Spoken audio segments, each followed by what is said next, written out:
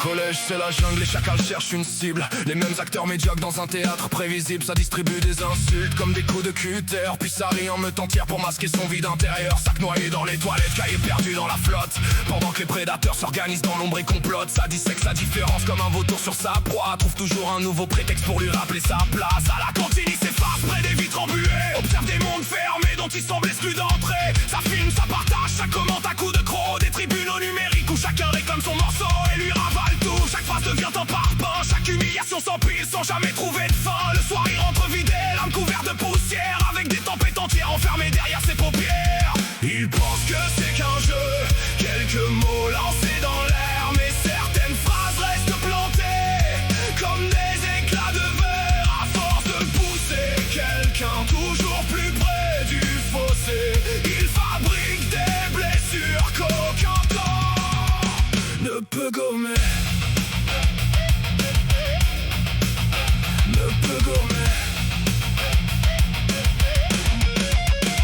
Les semaines se ressemblent, pression lente et méthodique. Une torture ordinaire devenue presque automatique. Les terreurs de récréation jouent les monstres devant l'équipe, puis deviennent inoffensifs dès qu'un adulte participe. Dans son crâne ça sature, ça tourne sans faire de pause. Chaque mot qui rajoute une fissure à quelque chose. Il dort peu, rêve mal, voit le monde en négatif, comme si chaque nouveau matin confirmait le verdict. Alors il noircit des pages de syllabes corrosives, des paragraphes remplis d'une rancœur primitive. J'en peux plus camoufler derrière des métaphores, parce qu'il est plus simple d'écrire ce qu'on n'arrive pas à dire. Mais personne ne remarque la pente sous les semelles. On regarde les incendies, jamais les étincelles. On contemple les ruines quand les murs sont déjà morts, sans entendre les craquements qui annonçaient l'effondrement.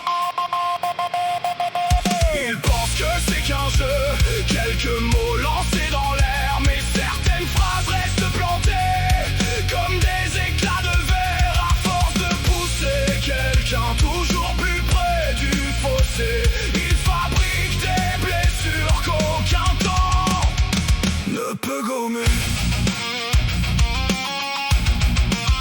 Ne peut gommer.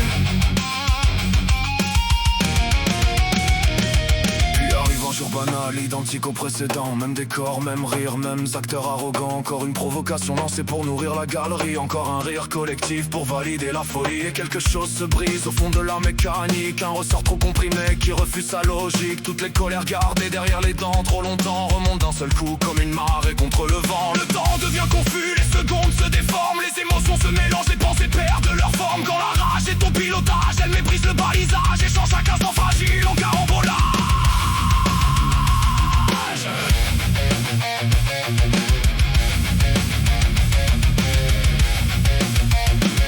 S'accélère enfin, les adultes interviennent, découvrent après des années les cicatrices anciennes. Les dossiers s'accumulent, les versions se contredisent. Chacun découpe l'histoire selon ce qui l'arrange ou l'arrangeait. Mais personne ne raconte les journées interminables, les humiliations répétées devenues insupportables. On retient toujours le bruit, rarement son origine, comme si les conséquences naissaient seules dans le vide. Il reste avec ses regrets, eux avec leurs propres traces. Personne ne sort vainqueur quand la haine prend de la place. La vengeance en du rêve, mais livre souvent du néant et laisse derrière elle des ruines pour longtemps.